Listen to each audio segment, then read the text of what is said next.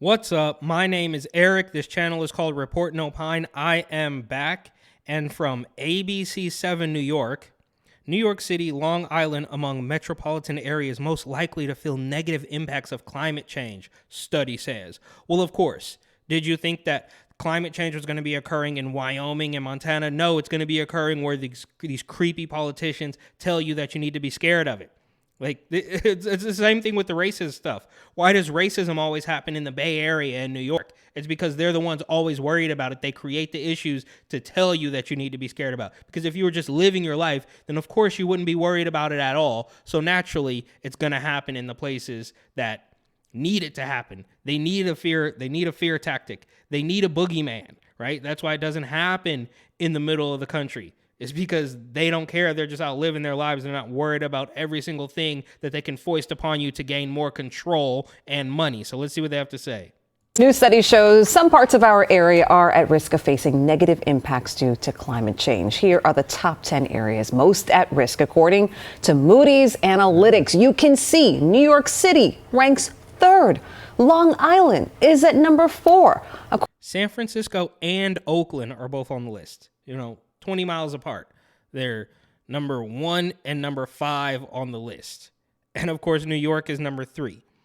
These are hubs of weirdo, authoritarian, power-hungry politicians. So where else would that happen? Now, of course, they're going to throw in Palm Beach and Cape Coral, Florida, because, Florida, they're going to have hurricanes, right? And we know that anytime a weather event happens, we can just blame it on climate change. Like I always say, if it's a drought, climate change. If it's a flood, climate change. If it's hot, climate change. If it's cold, climate change. Yeah, the climate is changing. So what? Get over it. They told us, Al Gore told us 3 decades ago that we were going to die. And there was even that story where they had to take signs down off of some national park where it was supposed to be underwater by now. And of course, that didn't happen. Meanwhile, people like Barack Obama are still buying waterfront property. So I don't know why they would do that if they're planning, if the climate change is so urgent that we're going to sink into the ocean in the next 5 years, why you would buy, 10 acres, $50 million or whatever it is. Fact check me on that. I don't know how much he spent, but you wouldn't buy this oceanfront Martha's Vineyard property or whatever if you were so scared that you were going to fall into the ocean. It's the same thing too with AOC. Right? Like, oh, you have 12 years, which now should just be 8, but she doesn't talk about it anymore. And she wants to drive an electric car. She told you to get an electric car or ride the bus or just walk.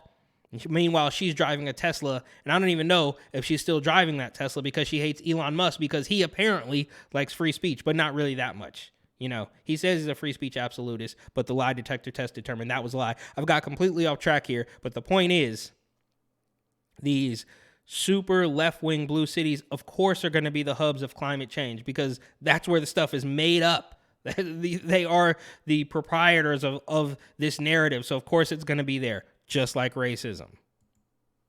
According to researchers, these are the top 10 metro areas. Researchers. Yeah, okay. Researchers. Name them. Who are they? Is most at risk for heat, drought, and sea level rise over the next few decades.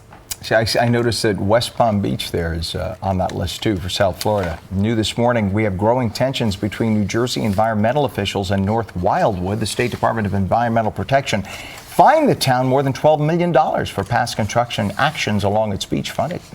Okay, well, that's a different story. But this is ridiculous. Oh, you're at risk of climate change. So what are you going to do? You're going to tell people to live in the pod and eat the bugs and not drive a car?